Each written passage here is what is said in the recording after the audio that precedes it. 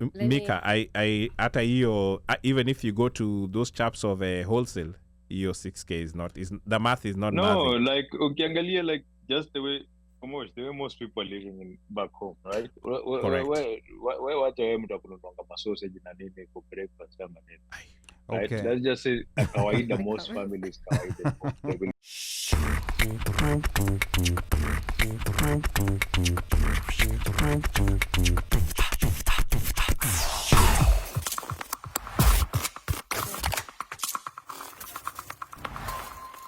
in physics, gravity in physics, where like if an apple like goes down, it will go down, it's not gonna go up. So it's the same concept with the LAFFER curve.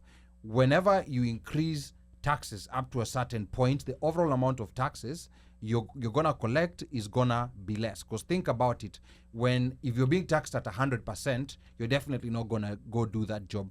But if this tax keeps being reduced, at a certain point there are certain people who are gonna go. So there's a sweet spot where the tax collector can get the maximum amount of revenues from the tax collection.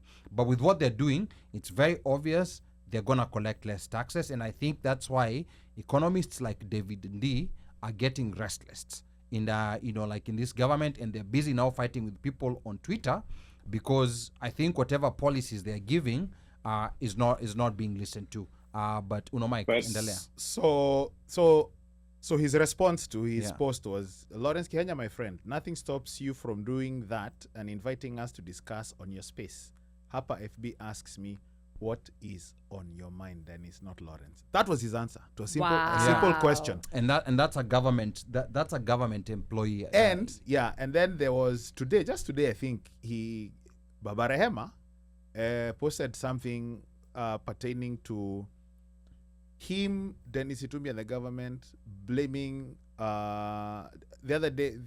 says the other day you blamed the US Federal Reserve for the high cost of fuel in Kenya. He's still coming to terms with that. Baba Rehema, that is.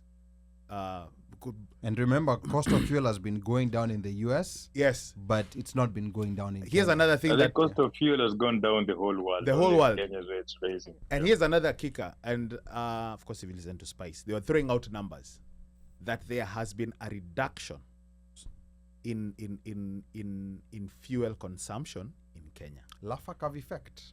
People have said, let me walk. Guys are not walk. They're taking public transportation. Yeah. They're not driving their cars anymore. And carpooling. Yeah. And they'll stop traveling altogether. Yes. And the interesting thing is that once people learn about carpooling and walking and using public transport, guess what? They're never gonna go back to the old way of doing things, even when the prices go down. Yes. So that's what the government is also not necessarily paying attention to. Mika, you were saying that's something. What they want. No, I was saying that I've never had a place whereby the consumption of alcohol has gone down. Never in any country. Never. Even during COVID, it went higher. Well, for COVID, it was different. People are stuck at home. But then the funny thing is, like, right now, it has gone down. And so I wanted to ask you, Ali, as an economist or somebody who works in finance, what is the best strategy? Overtaxing the little resources you can tax, or creating new tax opportunities? No, it's very. This is a very basic question in economics that any economics 101 student will tell you. Whenever if you keep increasing taxes, at a certain point, based on the LAFFER curve effect, you're gonna start collecting less taxes. So what governments try to do is get to a sweet spot whereby you not only are collecting the maximum revenue from the people who are earning, but at the same time, you're also increasing the base of people who are earning. Because when you overtax people, what that means is also that their disposable income is less. Yeah. So maybe you are earning 50,000 and you are getting taxed 20,000. So you had only 30,000 disposable income. But now from that 50,000, they're taking an extra 5,000. So now your new disposable income is no longer 30,000, it's 25,000. So that means there's something that you're cutting off from your expenditure. Whatever you're cutting off from your expenditure is costing someone employment. So that that employee base is also shrinking. The amount of taxes is shrinking, and the amount of people who are actually paying those taxes is also shrinking. Ruth. Okay. I wanted to say something. Disposable income. Disposable income. Yeah. So disposable income, and sorry for using No, actually, jargon. I wanted to correct your definition of it. Disposable income is what actually you have in your pocket. Is it not what you have after you've paid your obligations? Disposable income. Technically, yes. Yeah. But I think in the context of what Ali is saying is that that's the money you can spend, So in period. the context you can dispose of it. You can dispose of it. You can pay rent. You can pay, you can pay for your car. You can pay for whatever. So disposable income. So there's gross income. Yes. And then, and there's net income. We also have net income. And then within that net income, there's also some other deductions that sometimes may be taken away. But disposable income after your rent is the money that you have in your pocket. So here's the thing. It could be after your rent, but you see, rent is also a choice you're making to spend. To pay. There are people. It's a choice you're making to pay. Rent is a choice. Housing is a choice. So okay, it's a choice. I went there. Yeah, you can become it's a choice for some people. Yeah, it's a choice because it's a choice because you can. There's some people who can go back and live in daddy and mommy's house.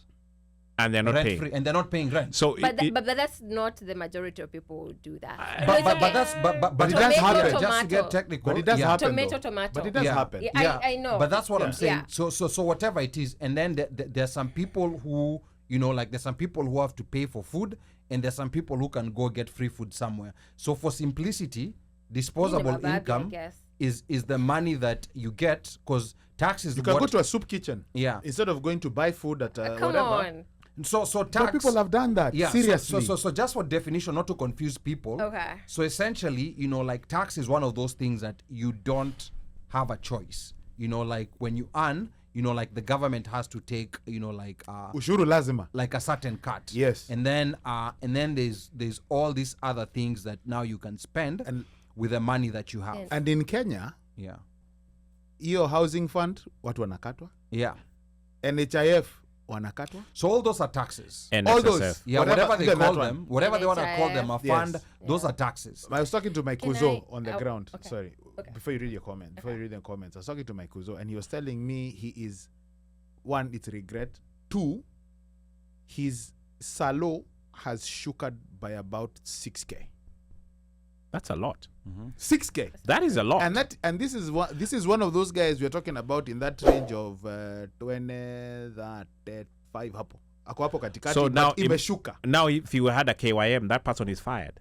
Boss. Because that's the 6K. Yes. That the KYM was getting 6K. I think it's 6,500. Isn't that what's supposed to be minimum wage for KYMs? 75? No, maybe 65. It could be yeah. But I'm saying that at that point, house help gone. Yes. Watois wajipange na wasiende kwa nini. Don't play with matches, don't go by the gas. We'll see you when we see you when we come back. Na sasa kuna shida ya gari. So even for even getting shopping ya food ya familia ya mwezi. I know. Guys, okay. Hey, Mika, I hata hiyo even if you go to those chaps of wholesale, your 6K is not the math is not No, mathing. like ukiangalia just the way most people are living back home, right? Correct. Where wacha wewe mtu akununua masausage na nini for breakfast ama nini. Right? Okay. Let's just say kawaida most families kawaida they will go Cool siaga kids, cool unga kids. gorogoro Surely. atabai Because yunga atabai maragwe atabai Yes. like dry stuff. Correct. Right? Mchele. And then they will Yes, buy mafuta. the little they will buy mafuta kile kikubwa like what they'll just be doing is supplementing what they bought with kidogo ya nyama here, sukuma here, our omena here, but most of the of the basic essentials that 6K covers for them and allows them to survive through the month wakiongeza kidogo juu. Okay. And majority of Kenyans don't eat sausage for breakfast. Okay, so before Ruth reads the comments, I just want to give, for sake of clarity, disposable income. This is Google Bird's definition. We're going to be talking about artificial intelligence later on, so I want you to stay tuned. Google nani? Google Bird. It's the chat GPT for Google. Google Bird. Yeah, Bird. With a roar? Yeah. B-A-R-D. Yeah. So Say it it louder says- with a roar. So it says disposable income is the amount of money that individuals or households have available to spend or save after they have paid all their taxes and other mandatory payments. It is calculated by subtracting personal income taxes, social security contributions, and other current taxes from gross income. So that's what disposable income is. Ruth, you can proceed to read the comments. Housing is mandatory. How is it a tax? Housing is a choice. Anyway. You can decide to live in You your can, car. you, can, you can be Absolutely. homeless. Yeah, you can Not. live in your car. You can be homeless. Go to San guess. Francisco. Oh, that's why it's mandatory for me.